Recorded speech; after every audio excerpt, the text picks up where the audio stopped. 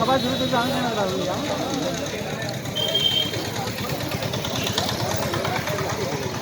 ঠিক সেইভাবেই কিন্তু সংগঠিত হতে হবে।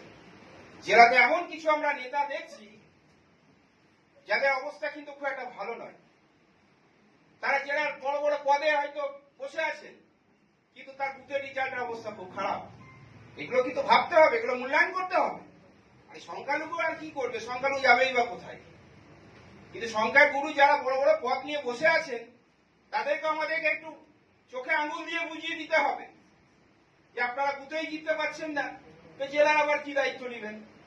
বড় বড় সব কোর কমিটি হয়েও বসে আছে। এগুলো কিন্তু আমাদের ভাবতে হবে। সবই সংখ্যালঘু করবে, বোম বানা থেকে শুরু করে লাঠি সব আমরাই বার করব, এটা ঠিক না। এটাকে একটু দেখতে হবে। যাক, আমি আর সেরকম কিছু বলছি না। মোট কথা 21 তারিখে আমরা যাচ্ছি। তো কাজীদা জানেন আমরা বিশ্বভারতী ধরে যাব এবং উনি আমাদেরকে রিসিভও করেন হাওড়া স্টেশন থেকে। আমরা ওখানে রাজপথে মিছিল করতে করতে আমরা ধর্মতলার দিকে যাব। সবাইকে অনুরোধ করব, আমরা যারা এসছি আমাদের নিজের নিজের এলাকায় নিজের নিজের ব্লক এবং পঞ্চায়েতে আমরা মানুষকে সংগঠিত করে 21শে জুলাইয়ের যে রেকর্ড যেটা হয় প্রতি বছর 21শে জুলাই রেকর্ড 21শে জুলাই ভাঙে, আমরা সেই ভাঙার দিকে এগিয়ে যাব।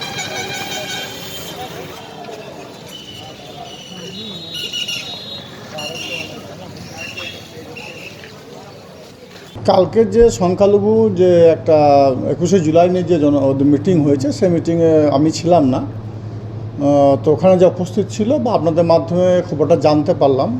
যদিও একজন ব্লক নেতৃত্ব হিসাবে জেলা কোর কমিটির সদস্যদের বিরুদ্ধে অভিযোগ করা বাঞ্ছনীয় অবশ্যই নয়, তবুও ও যে কথাটা বলেছে এ কথাটা পরিপ্রেক্ষিতে আমি এটাই বলবো যে আমার যা কোর কমিটির সদস্য আমরা যারা আছি বীরভূম জেলা পরিষদের, বীরভূম জেলার, আমরা সকলে বিষয়টি নিয়ে আলোচনা করব এবং এইসব বিষয়গুলো থেকে তারা যে বক্তব্য রাখছে ওপেন স্টেজে, এগুলো দলের আভ্যন্তরীণ বিষয়। দলের নিজেদের মধ্যে এই বিষয়গুলো আলাপ আলোচনা করলেই ভালো হয়।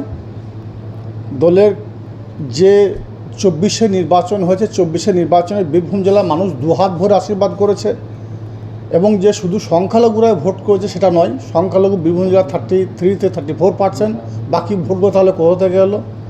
সর্বতই বীরভূম জেলার মানুষ হিন্দু, মুসলমান, শিখ, খ্রিস্টান, ইসাই সমস্ত সম্প্রদায়ের মানুষ দুহাত ভরে আশীর্বাদ করেছে এবং এই যে ভোটের কৃতিত্ব, এটা শুধু সংখ্যালঘু সম্প্রদায়ের নয়, এই কৃতিত্ব মমতা বন্দ্যোপাধ্যায়ের। কেন সে প্রসঙ্গে বলবো, মমতা বন্দ্যোপাধ্যায় যে লক্ষ্মী ভাণ্ডার দিয়েছে 500 থেকে 1000, 1000 থেকে 1200 টাকা, সর্বত লক্ষ্মী ভাণ্ডারের মায়েরা, বোনেরা, জাতি, ধর্ম, মতামত নির্বিশেষে দুহাত ভরে মমতা বন্দ্যোপাধ্যায়, অভিষেক বন্দ্যোপাধ্যায় মমতা প্রার্থীদের আশীর্বাদ করেছে।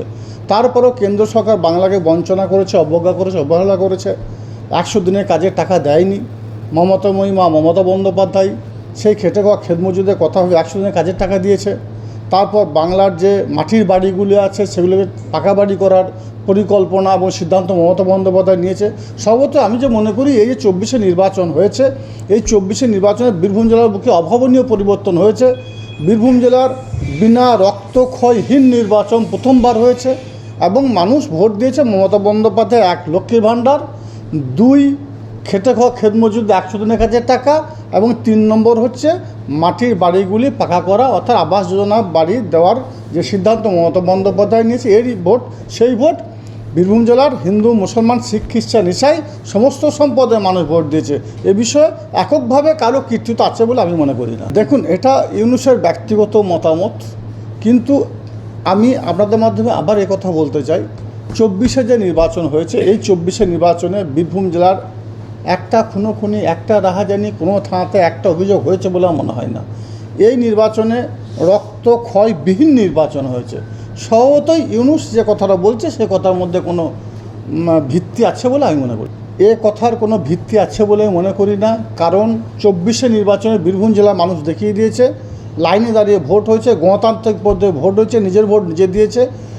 বীরভূম লোকসভা কেন্দ্রের প্রার্থী শতাব্দী রয় তৃণমূল কংগ্রেসের প্রার্থী 2 লক্ষর ভোটের ব্যবধানে জিতেছে এবং আমাদের বোলপুর লোকসভা কেন্দ্রের প্রার্থী অসিত মাল তৃণমূল কংগ্রেসের প্রার্থী, মমতা বন্দ্যোপাধ্যায় অভিষেক বন্দ্যোপাধ্যায় প্রার্থী 3 লক্ষ ভোটের বেশি ভোটের ব্যবধানে জিতেছে। মানুষ লাইন ধরে ভোট দিচ্ছে, নিজের ভোট নিয়ে দিয়েছে। মমতা বন্দ্যোপাধ্যায় অভিষেক বন্দ্যোপাধ্যায় প্রার্থী ভোট দিয়েছে।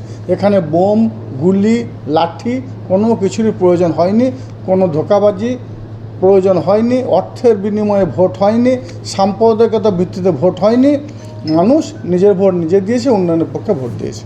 দেখুন, আমাদের আমি আবার বলছি, জেলা কোর কমিটির যে স্থায়ী মিটিং হবে সেই মিটিংয়ে আমরা অবশ্যই এই বিষয়টা নিয়ে আলোচনা করব। আমি যাবো।